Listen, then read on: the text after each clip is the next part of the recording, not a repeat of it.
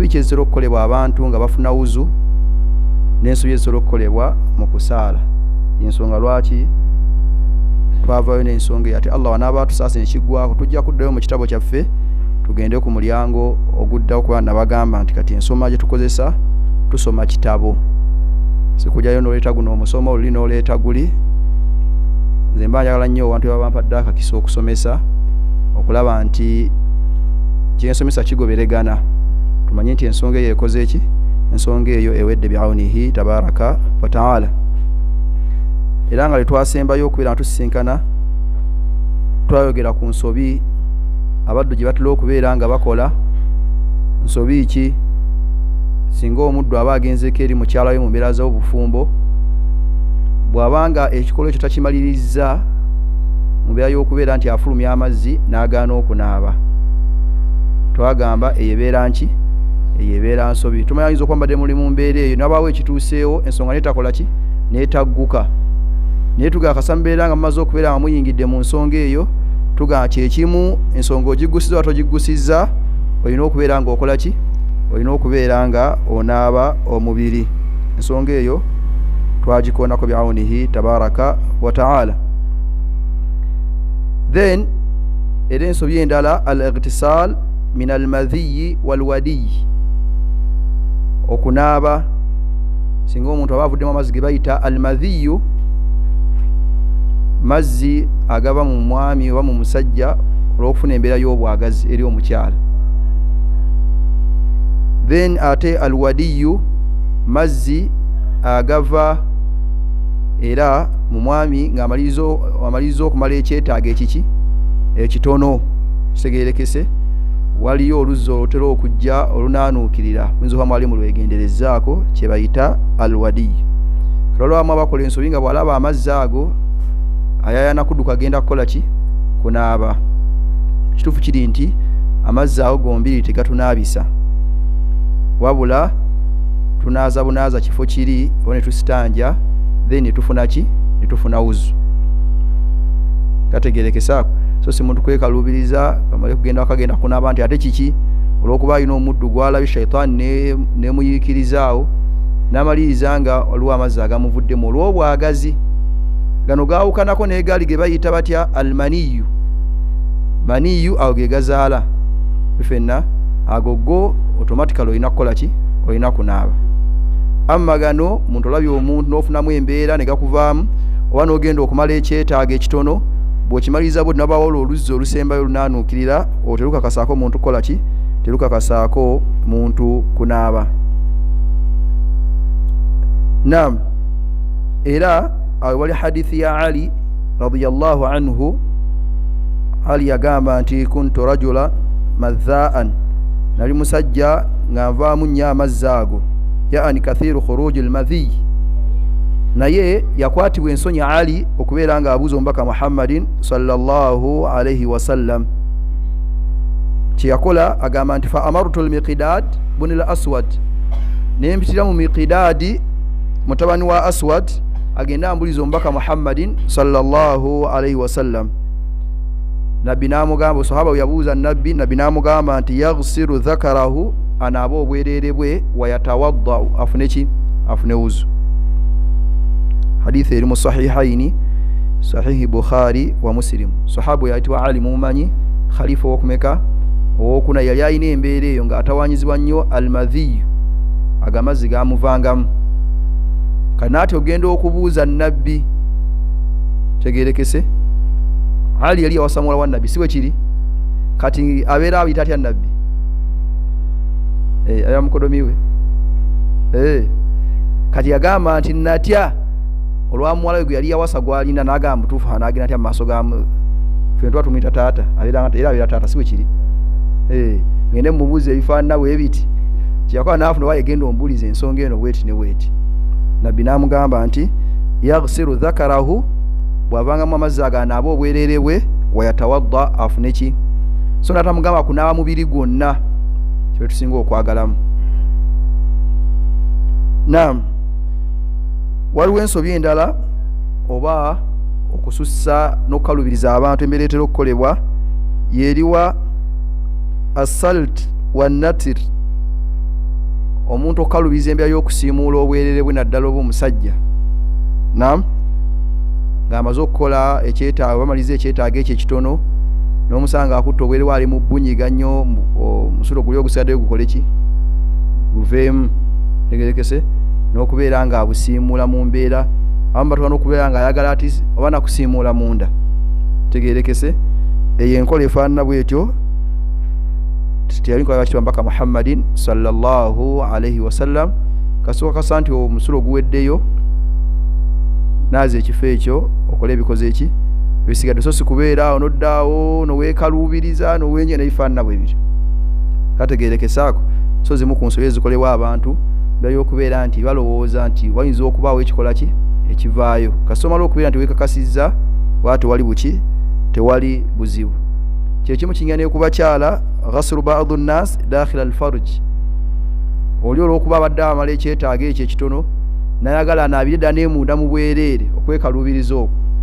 kitegerekese sheekh yagamba nti hatha min al-bid'i bimu ku bizuule wa min at-takallufi n'okukaluubiriza al-madhmum okuvumirirwa wal-manhiyi okwakola ki okwagaanibwa olw'okuba omuntu nayagala kumpi agala kunaaliza ddala omusulo gye gukola ki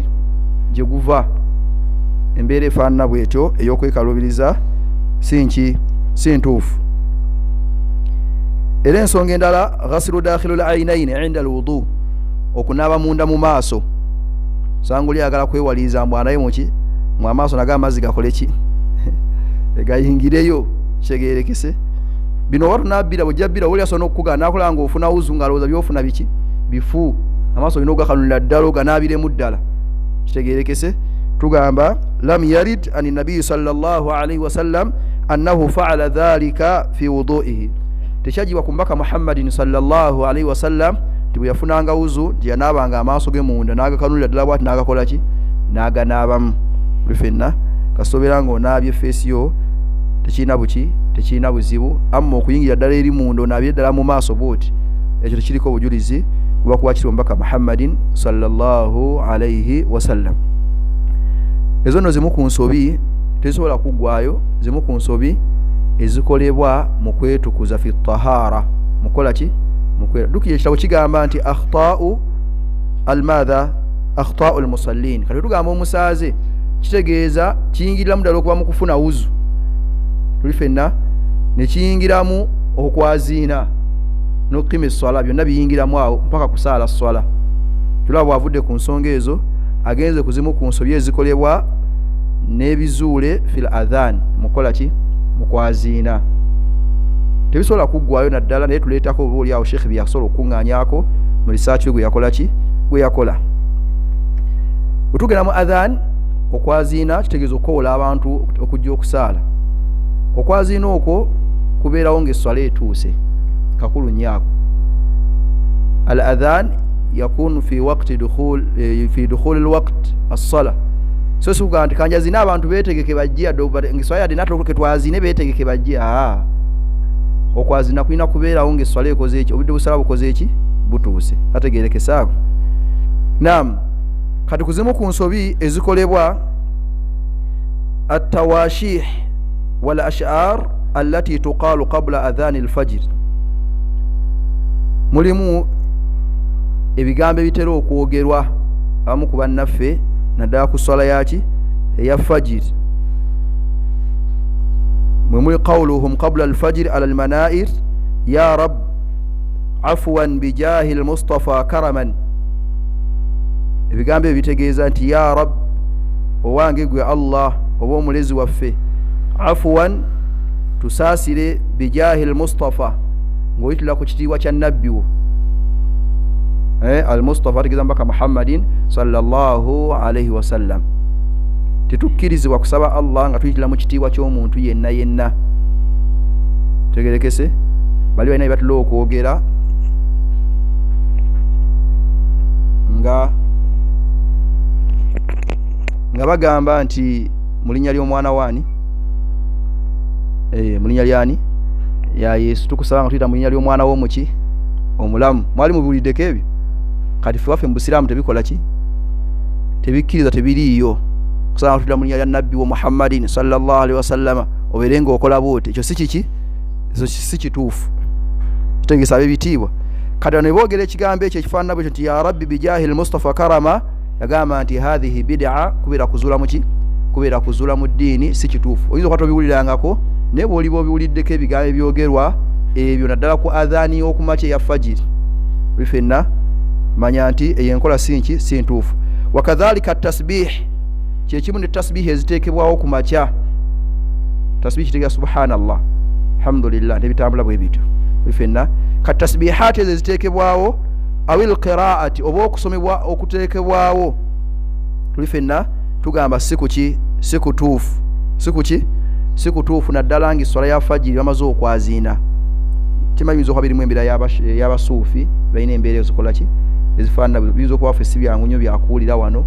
naye nga kimanye oba obiwulidde sinkola wekitibwa mbaka muhammadin sallallahu alaihi wasallam tewaliwo dhikiriza eyawulidde ku kwaziina kwa fajiri okwokumakya tizino tuba twaziina oba okutegeeza abantu kola bwetu ne bwetuti okujjako ebyajja mu sunna z'ekitibwa mbaka muhammadin sallama nga bwe tujja okulaba biawunihi tabaraka wataala ensobi endala ekolebwa qiraatu lquran abra mukabbirati sawt qabla adhani lfajiri okuteekako quran neesomwa naam qabla adhani lfajiri nga adhani ya fajiri tenakola ki amakulu oli oluzuukuka ayinza okuba mwazinya abeera ku muzikiti najja n'atyuninga omuswafu ne gukutandika okukooka ku mizindaalo kitegeerekese sheikh agamba nti hatha min albidaci bimu ku bizuule mu ddiin allati waqa fiha kathiru min almuadhinin abazinyi b'omulembe guno bebaguddemu wayahtajun besembesa ala dhalik biqawli taala besembesa kigambo kya allah ekigamba nti wa qur'ana alfajir inna qur'ana alfajiri kana mashhuda aya eri mu suratu isra bifenna ti qur'ani y'okumakya ejulirwa abamalayika bagijulirako kitegeerekese sheikh yagamba nti wahuwa istidlalun khati kwesembesa ku kyamu bwekubanga okukeera ku makya ne bateeka qur'ani ku mizindaalo netandika okusoma then watuka okwaziina eswala ng'etuuse ne bagijjako nga besembesa aya eyo egamba nti inna qur'ana alfajiri kana mashhuda sheikh yagamba nti hadha istidlal khati kwesembesa ku kyamu fa inna qur'ana alfajir qur'ani ya fajiri eyokumakya allah gyali ategeeza alladhi yaqra'uhu al-imam fi salati al-fajr imamu gyasoma nga atusaaza so seno yotewa ku mizindaalo kategeerekesaako naam kyagamba nti eyo allah gyali ategeeza walladhi yashhaduhu al-malaika iba malaika gye bajulirako era nga babeerawo so yali ategeeza qur'ani nti tozuuke naawe oteeko mu nnyumba yo anti aya egamba etya inna qur'ana alfajir kana mashhuda yali ategeeza qur'an eya imamu gyakola ki gyasoma nga atusaaza so si kituufu kanaddala nga tuli mu ramadhan nti abantu bakeera nnyo okuzuukuka naam oyo naazuuka ku ssaawa nga 9 eyo oba 10 n'ateekako qur'ani nebeerako paka bebatuka okwaziina nga obudde weddako bukoze eki buweddeko tugamba enkola eyo si ntuufu era nsobi ensobi endala ifradu takbir fi ladhan takbir kwe kugamba allahu akbar tuli fenna kati okwawula jinga oboyaza tugamba allah biri ebigambo bibiri oba ziri ibara bbiri allahu akbar allahu akbar wekirina okubeera kati sheikh kyagamba wano ekitali kituufu kwe kukyawula oyina agamba nti allahu akbar tuli fenna ensobi abantu bagigwamu sheikh agamba atya nti wasunna ekiri sunna an yaqula allahu akbar fi nafsin wahid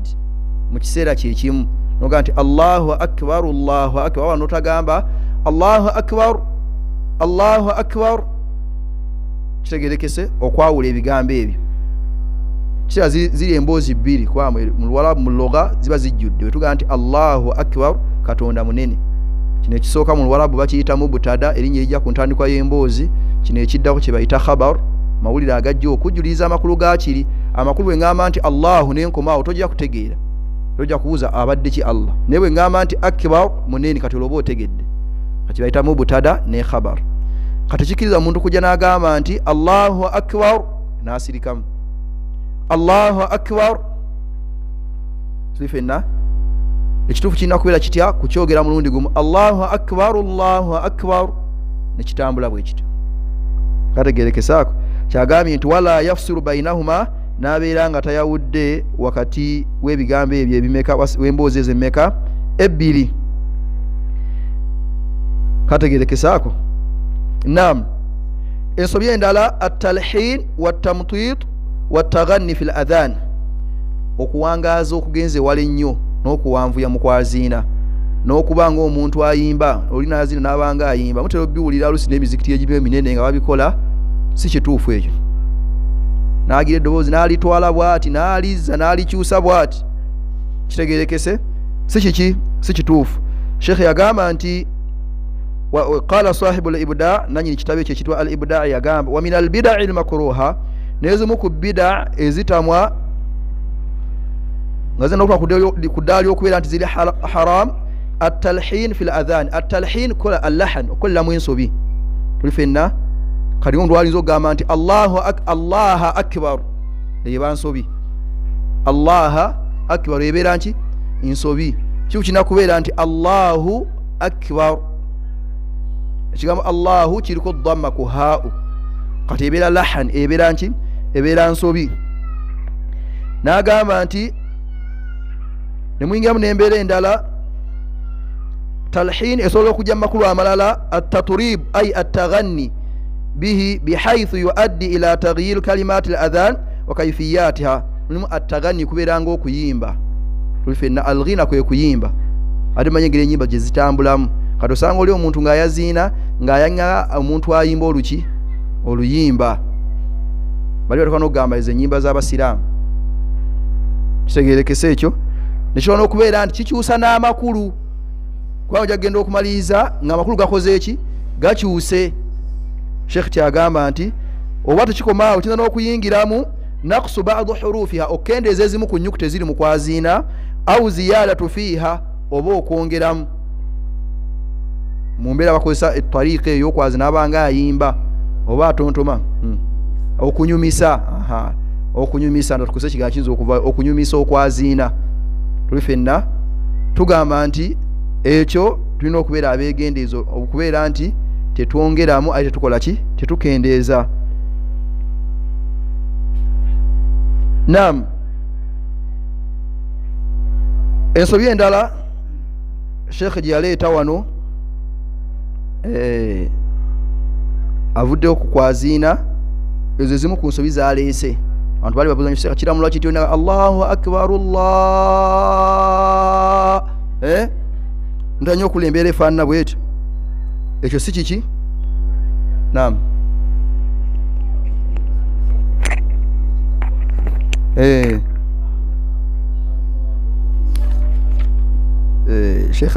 sheekh akiri ayina wabireese wano mu maaso tugenda kubeera tubisanga biawunihi tabaraka wa taala olabe nti amakulu gaba gakoze eki gaba gakyuse mu ddakiika zino eziwulayo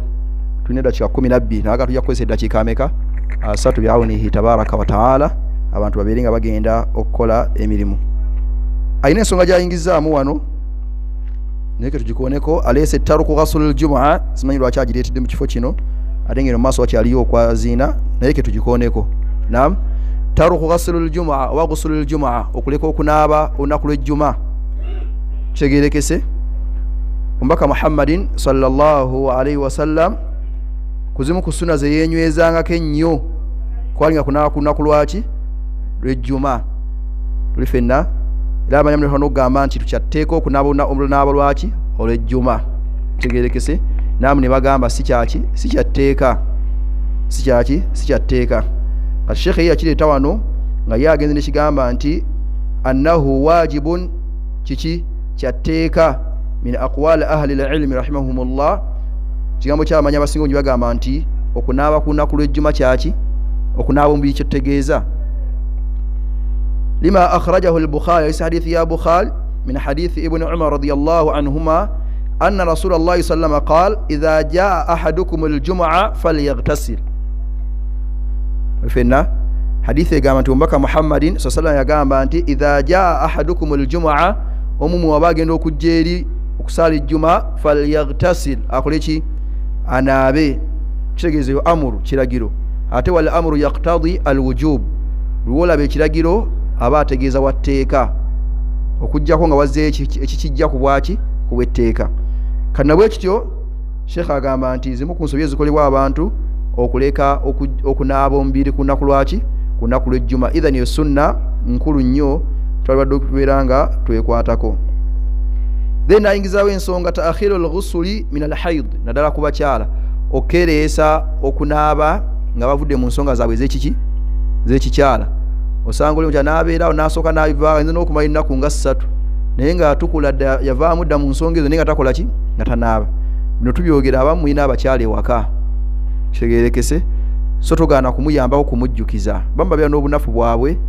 bawasa abaana abato nabitegeera nnyo. Ngamba abaana abato sitegeeza abatanaba kwetuka wabula emyaka nga gikyali gya wansi kokko. Kati ng'olina muyambako ng'olina mukola ki ng'olina muyambako ng'asobola okuvaamu naye neyeewayo ennaku mbunga 3 muwalawo baakoze eki atukudde. Sheikh agamba nti hadha min al-umur allati yaqa'u fiha kathiru min an-nisa, zimu ku nsobi abasinga obungi mu bakyala zebakola ki zebagwamu. Wa huwa an tuakhira al-mar'a al-ightisal idha taharat min haydha. Singa omukyala aba atukudde okuva mu haydhu we aye n'alwawo okukola ki n'alwawo okunaaba ila an yakhruja waqti as-sala al-hadira, n'essala ebeeriwo mu kiseera ekyo n'emuyitako. Kyakulabirako nti yatukudde ku makya, kale tugeze fajiri yo yagenze tayimba gisaala tuli ffenna amakulu, naye nga dhuhuri alina ogikola ki alina ogisaala. Oba n'atukula ku ssaawa nga 5 n'akakasa nti atukudde, bo bayimanye kubalabira nti bakoze eki batukudde. Naye omusanga n'akeerewa nezingira 7 nezigenda mu 8 agenda okumaliriza nga ne dhuhuri ekoze eki eyisewo nga tanaabye, so nga yakakasiza nti yakoze eki yatukudde. Tugamba eyo nayo nsobi banyinaffe gye balina okubeera nga bakola ki beegendereza. Era ensobi endala taruku al-mar'a an-nufasa lis-sala was-siyam muddata 40 yawman wa qad taharat qabla dhalik. Omukyala avudde mu musaayi guno ogw'okuzaala waliwo omusaayi oguba mu bakyala bamaze okuzaala tuli ffenna tebakkirizibwa kusaala, kitegeerekese ekyo. Naye kati abamu bakikwata bukwasi, jjukira lwa amanya abaakomeka abaalaga ebbanga omukyala yamala nga avaamu omusaayi ogwo, waliwo bagamba ennaku 40. Kati osanga oli omukyala nga yeekumira kwaga ameka 4 bwe gaba tegaweze taddamu kukola ki kusaala.